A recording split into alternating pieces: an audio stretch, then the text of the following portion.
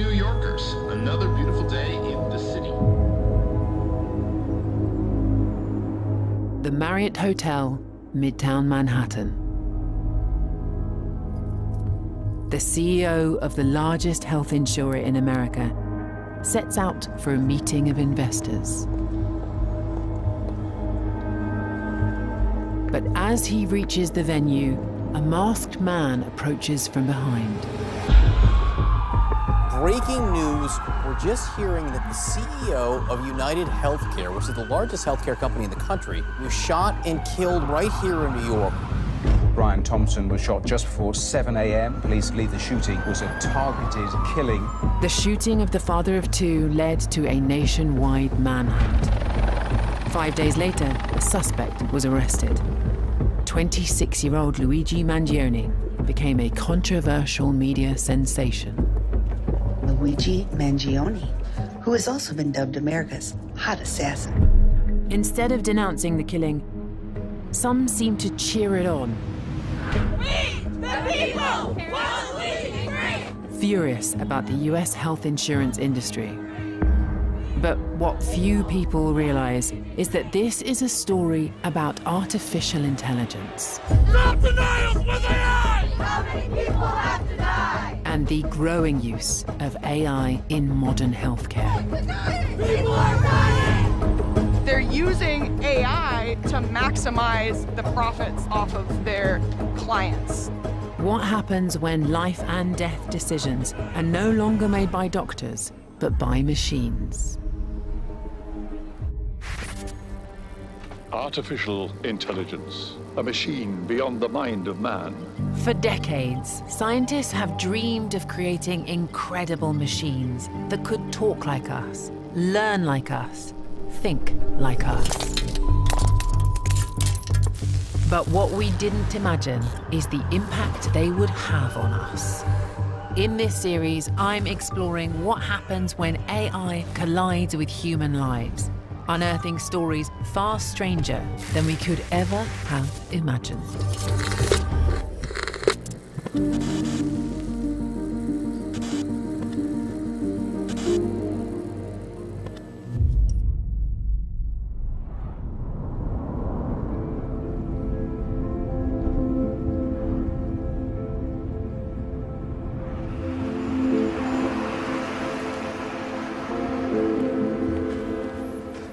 I'm Professor Hannah Fry, and for years I've been interested in how AI could transform healthcare. What I couldn't predict is that it would take me to the scene of a murder on the streets of Manhattan. Hey, Hannah. Hi. How you doing? Good, nice to meet you. I'm Hannah. Lovely to meet you. Hannah Parry is a journalist for Newsweek who lives in New York and was on duty the day Brian Thompson was shot. When did you first hear about it? Well, we first had the reports of a shooting up in Midtown, but it quickly came through that it was something more than that. We were able to see that it had been a targeted attack. Hi, I'm Brian Thompson, CEO of United Healthcare, and welcome to the attendees of Reuters Total Health. Our mission and values. This polished corporate video shows Brian Thompson addressing a conference 18 months after he became CEO of United Healthcare, America's largest insurer, with over 50 million customers. On the morning of his death, he was on his way to the company's annual investor meeting on West 54th Street. This is the entrance to the hotel where the conference is being held, and that's the surveillance camera that captured the shocking footage. There were multiple bullet casings, and that kind of became one of the key parts of the case. The suspect had inscribed 3 words on them, which were the words delay, deny, depose. Those words are extremely similar to a very well-known critique of the insurance industry. Rather than prove claims, they would rather delay, deny, defend. It appeared clear that the suspect had something to say about the insurance industry. In the months prior to the shooting, reports were circulating about United Healthcare's use of AI in deciding when to pay out to patients and when to deny claims.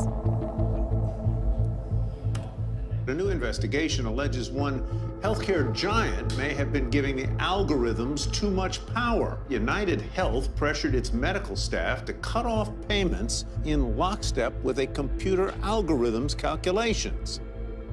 This news report's from 2023, which is a year before Brian Thompson was shot. I think if you don't live in America, you've probably never even heard of United Healthcare until this Luigi story surfaced. But there is a lot going on with them.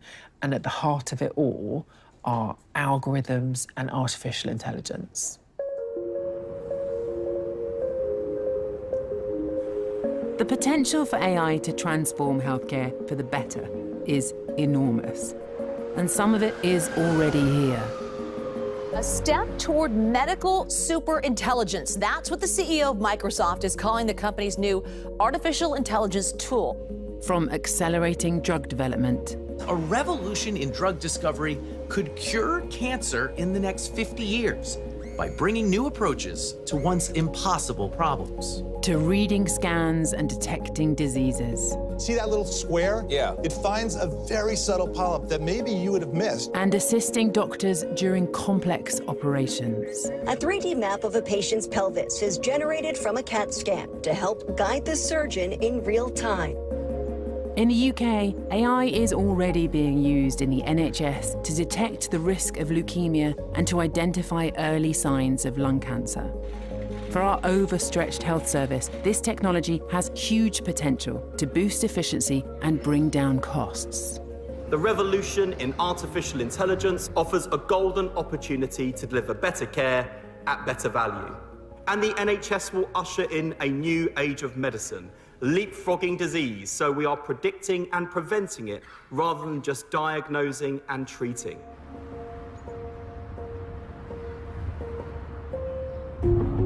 In the US, healthcare is a huge business. I wanted to find out more about the claims that United Healthcare had been using an AI to make crucial life and death decisions. So I went to meet a doctor working in the oldest homeless shelter in Los Angeles. Okay, so let me take a look. Mary Marfasi is a medical director at the Union Rescue Mission. Bien, y después me cuenta cómo está. Okay. Mary, hi. Hi, nice hello. to meet you. It's Hi. lovely to meet you. How are you doing? I want to give you a little tour. Mary has spent her career providing medical care to the city's most vulnerable. But in 2023, when her family needed help, she believes they found themselves at the mercy of AI. Mary, is that your hat? That's my husband's hat. Oh, that's lovely. I thought I'd bring it with me today. Like, isn't that one of the most handsome older white guys? Oh, he looks so English. He was Welsh. He was American Welsh. The story with your husband, when did this all start? Going back about 3 years ago, I noticed he was having a lot of balance problems, just falling too many times. And this was a very athletic man. And then finally, one fall that was so bad, fractured his nose and his face was filled with blood and had some cranial fractures with it. Got him in the hospital and finally got a diagnosis, which was accumulation of fluid on the brain. Oh my gosh. All right. Oh, wow. That's a proper fall. Yeah, it was rough. So what happened? So he stayed in the hospital and then he got into a rehabilitation center. And then within just a couple of weeks, I was told by the center, okay, his time is up. He's no longer in need of services. And I said, what? He can't even brush his teeth. He can't go to the bathroom on his own. And I thought, something's not right here. So we got him home, and then again, another fall within just a few months. And the same thing, I was told by the center, okay, his time is up. And anytime I would complain about it, I'd hear, oh, well, at his age. And I got tired of hearing that preamble. So when he was discharged, I mean, if he's not in a fit state to walk out of the hospital, what happened? Wheelchair, just wheelchair to the car. Staff takes him out, loads him in my car, and I drive away. And how'd you get him in the house to the other end? It was a struggle. One time he fell back on me. I dislocated my right shoulder. Because this is just not a man who's strong enough to be back home. Right. No, it wasn't good. And that's when I started calling United Healthcare, saying, who's making these decisions? And the response I would get is clinical team. Right. And I started to say things like, well, who runs the clinical team? And then I would just get the runaround. So I called the ombudsman, And that's when I was told AI is involved. Okay. After each fall, he wasn't getting enough physical therapy or occupational therapy. You just get weaker and weaker over time. Yeah. Yeah. You think he didn't need to die when he did? I don't think so. He had goals to live much longer. I really thought he could get back to some of his function. Had he been given the care he needed? Yes, I think so. How angry are you about all of this? It's more I miss him more than anger. I don't want it to happen to anybody else.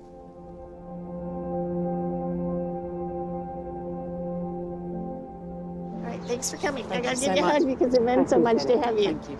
All right, stay in touch. I'll send you some things. Thank you.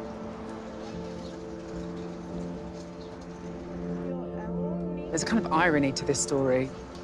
You have somebody who spent her entire life advocating for people's health, trying to make sure that they get the care that they need.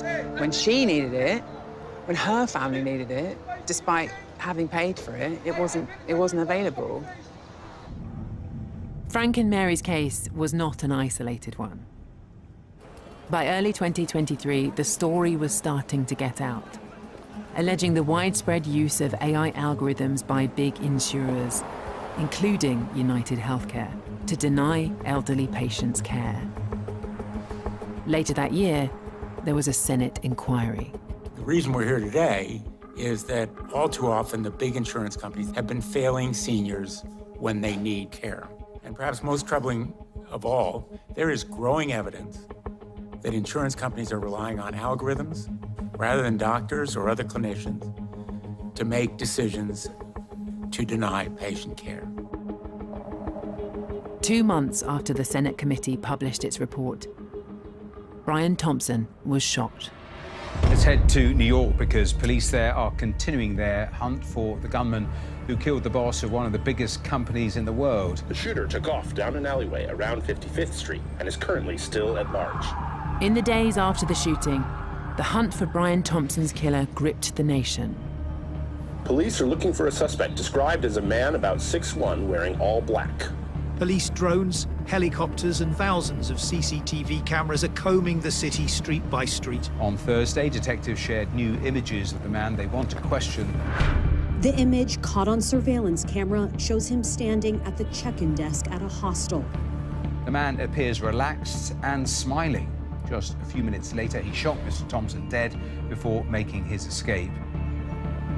Then, 5 days after the killing, police received a tip-off from an employee at a McDonald's in Pennsylvania.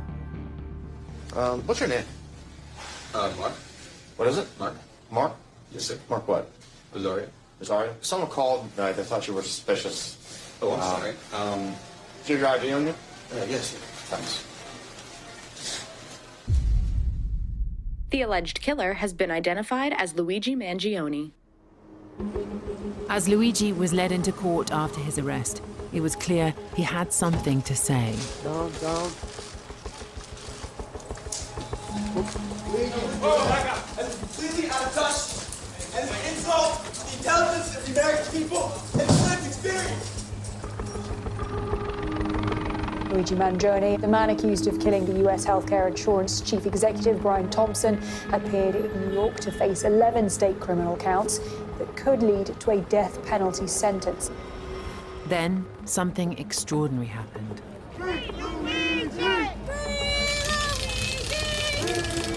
Almost immediately, protesters flocked to his court appearances, hailing him as a folk hero. I'm here because I support universal health care for all, and I'm here because I believe that Luigi Mangione's civil rights are being violated. So what brought you here today?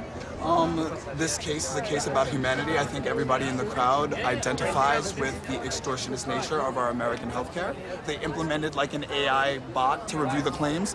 Some of those people had life-threatening illnesses that were rejected for efficiency. What's your feeling in general about AI? I mean, technology is going to find its way into everything. So to stand against it is you become a fossil. But we have got to continue to invest into the human components of things because, as we saw, you can't just automate everything, right? Somebody has to be looking and watching over it. People are dying!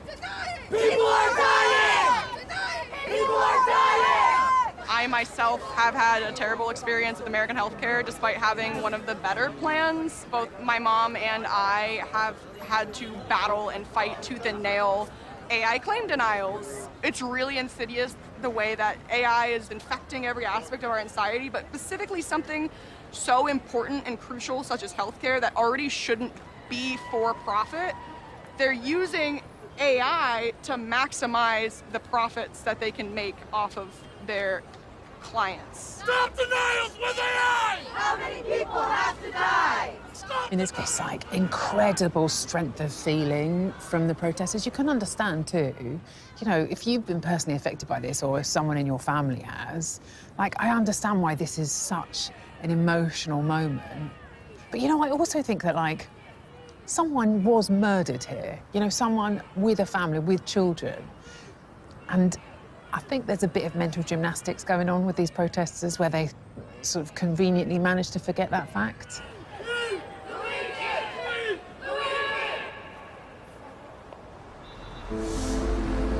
In situations like these where emotions are high, it's sometimes easy to turn on technology, especially when it feels like it's something we don't fully understand and can't easily control.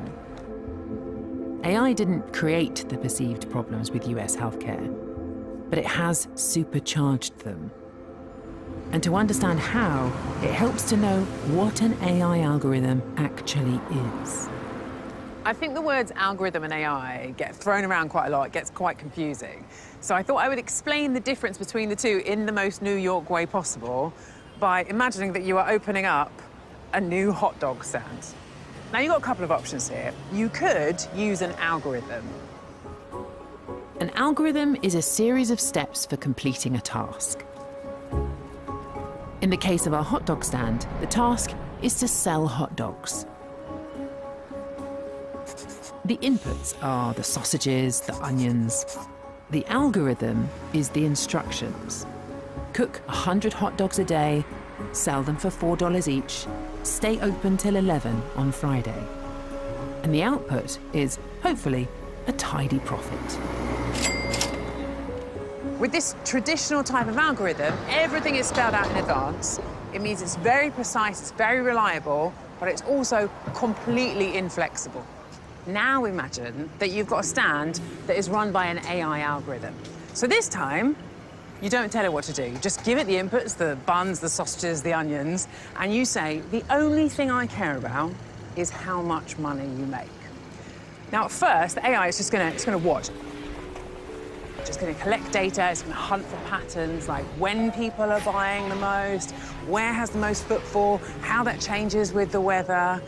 And then after a while, it's gonna start suggesting things that you hadn't even thought of, like pitch up outside a dog park on Sundays, or start selling vegetarian sausages, or people tip more when the cart smells like onions.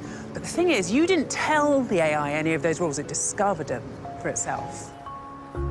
AI algorithms are capable of crunching huge quantities of data and analyzing complex patterns of behavior, all in order to make your hot dog stand profitable. And that is the really key difference here.